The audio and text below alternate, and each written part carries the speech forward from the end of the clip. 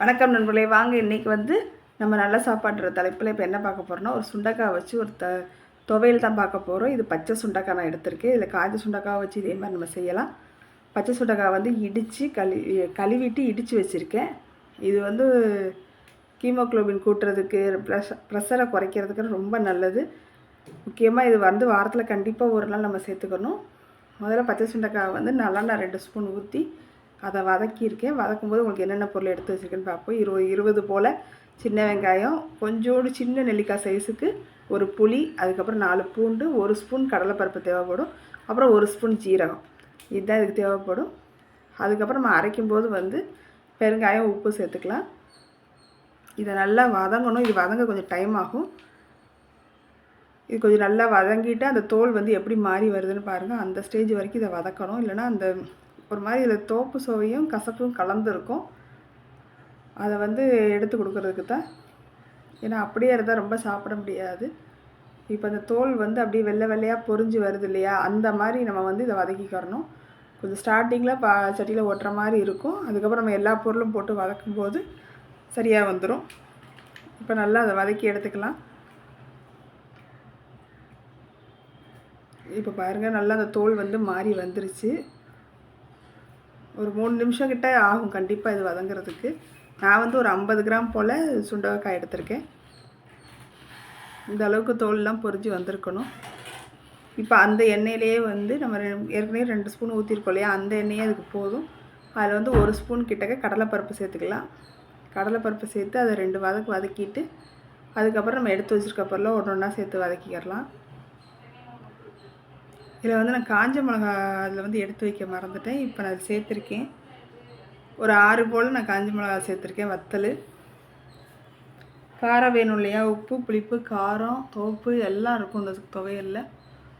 அறுசுவை இருக்கிற ஒரே துவையல் இது. சூப்பராக இருக்கும், ட்ரை பண்ணி பாருங்கள். ரச சாதம், சாம்பார் சாதத்துக்கெலாம் இது சூப்பராக நல்ல காம்பினேஷனாக இருக்கும். ரொம்ப வாய் கசக்குது, உடம்பு சரியில்லை, இந்த கிளைமேட்டுக்கு இந்த துவையல் உண்மையிலே நல்லாயிருக்கும். ட்ரை பண்ணி பாருங்கள். இப்போ நல்லா கடலைப்பருப்பு பொரியட்டும். ஏற்கனவே கொஞ்சம் எண்ணெய் இருக்கிறதுனால அதுலேயே நான் பொரிய வச்சுருக்கேன். இப்போ நல்லா கடலைப்பருப்பு பொரிஞ்சு மாறி வருது.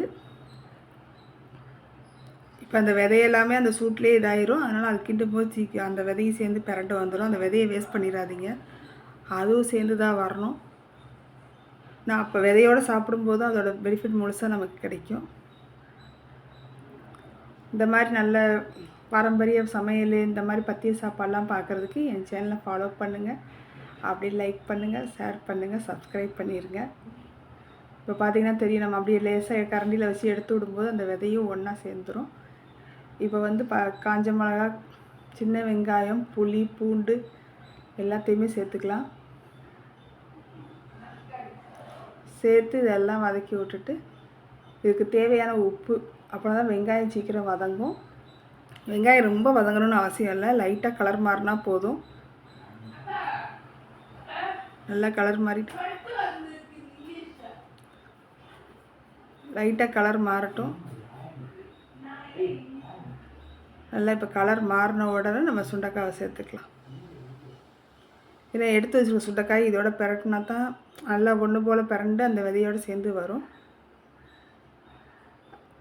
இதை இப்படி சேர்த்து போட்டு முதலே நம்ம வதக்கியிருந்தோம் அப்படின்னா கண்டிப்பாக அது நல்லா வதங்காது. இப்போ வதக்கிட்டு இதில் ஒன்றா சேர்க்கும்போது சீக்கிரம் வதங்கிடும்.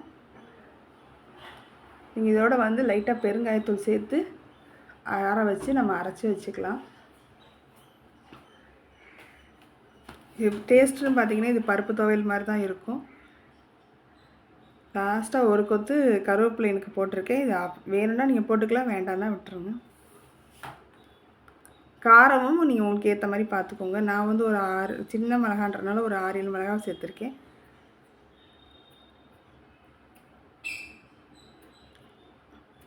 இப்போ நல்லா வதங்கி வந்துருச்சு. இந்த வதங்கி வந்தது ஆற வச்சு நம்ம அரைச்சி எடுத்துக்கலாம். குறப்பாக அரைக்கணும் மிக்சியில். இந்த பதத்துக்கு நான் அரைச்சி வச்சுருக்கேன் குறப்பாக. ரொம்ப மையாக அரைச்சாலும் அந்த டேஸ்ட்டு மாறும். இதில் லைட்டாக ஒரு துளி வெல்லம் சேர்த்துக்கலாம்னு சேர்த்துக்கலாம். இந்த மாதிரி பண்ணுங்கள். தேங்க்யூ.